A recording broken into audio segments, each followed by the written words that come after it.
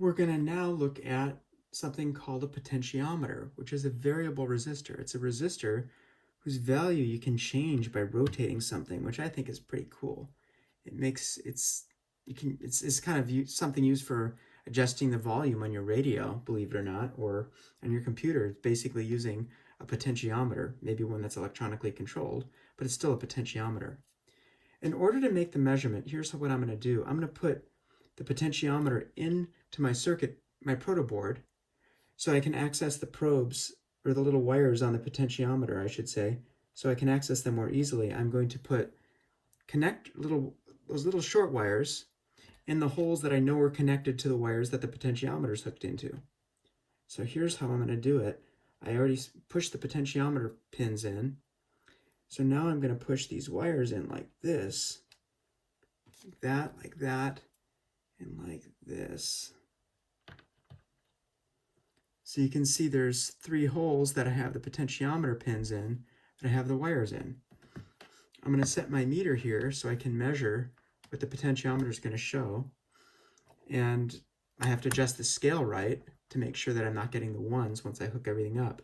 But what I ask you to do is to put one of the probes on the center wire of the potentiometer and the other probe on the end of the potentiometer, and then measure the value of the resistance. So this shows it's at 20 kiloohms. That's the scale it's on right now. So at this setting of the potentiometer, which it was fully clockwise, I think. Let me see. I'm going to turn it clockwise. Notice the value changes.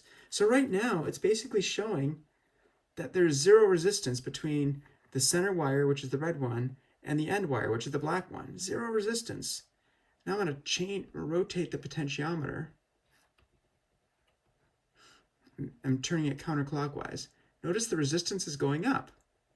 Now it's almost 5 kiloohms. See how high it's going to go.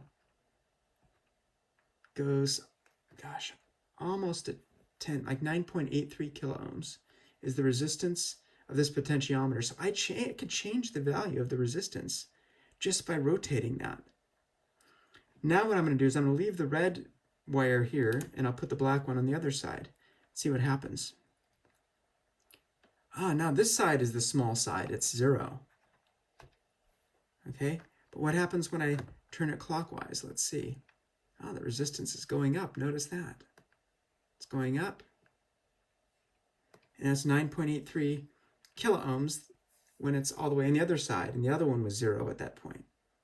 So this is what the potentiometer does. It's a variable resistor. And I wanted you to have a chance to play with this and just put it in the circuit board, see if you can get this, the wiring correct so you can make this measurement. Then we have some switches. Switches are cool. You can turn things on and off with a switch. I'm going to pull out the potentiometer. And the switches are, just got to find them. Here's one of them. There's 3 of them in your kit. They look like this. They're skinny little things. They're brownish black in color. And they have 3 wires coming out of the side like that. So I'm going to plug it in just like I plugged in the potentiometer. I'm going to plug it right into the circuit board right here. And what I want to see is what the switch will do. It'll either be huge resistance or no resistance. It's an on and off. Okay, so I'm going to do the same kind of thing I did with the potentiometer. I'm going to put one of the meter probes here. I'm going to set it into the beep mode. I want to hear it beep when it makes contact. And if it doesn't make contact, it'll be like a huge resistor. It's like an infinite resistor. So right now, I put one of the probes on the upper one and the other one on the center one. And I'm going to switch the switch. When I switch the switch up, it beeps. When I switch it down, stop beeping. Cool. So now what I'm going to do is I'm going to take this black probe, put it on the lower side of the switch. So I have the middle and the lower. There, it's beeping again. But if I push the switch up, it stops beeping. That's what a switch does. Turns something on, it turns something off. And we have 3 of those in our kit.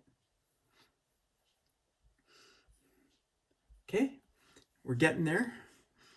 These are the toys we're going to get to play with this semester. We have a couple other things that we'll look at. One of them is the thermistor. And it looks like this. It looks like a small little device, almost nothing, that has two wires coming out of it. That's a thermistor. We have two of them. They'll each be in their own bag. What I'm going to do is I'm going to set up my meter on the thermistor. I'm going to raise the resistance of the meter so it can measure the thermistor, and we'll see what it shows. So I'm hooking it up with my alligator clips so that I can show it to you and not have to sit here and hold it while I'm talking, so I can do other things with my hand.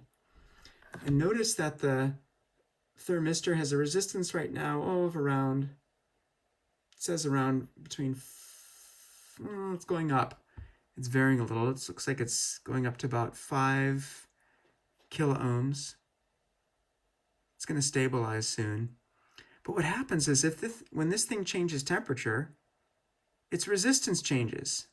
So now it looks like it's stabilizing at around 5.25. And that's room temperature. It might be going up a little bit. I'm close to it, so it's probably feeling the heat from my body. Watch what happens when I actually touch it. Wow, the resistance went way down. So it's actually, when it gets warmer, the resistance is going down. Because I'm warmer, by the way. I'm warmer than the air. Take my hand off, it's going to go back up. So it's sensitive to the temperature around it, and its resistance changes as a function of temperature. The other one's going to be a little bit different. It has a slightly different resistance at room temperature and when I touch it. So you'll get to experience that. Try it with both of them. They're slightly different value thermistors. We'll be using them in some later labs where we're going to be measuring, we're going to be building a temperature sensor. Okay, one more thing I want to show you, and that is the batteries. So on this meter, not all meters are the same. This meter has a setting to measure a 1.5 volt battery and a 9 volt battery.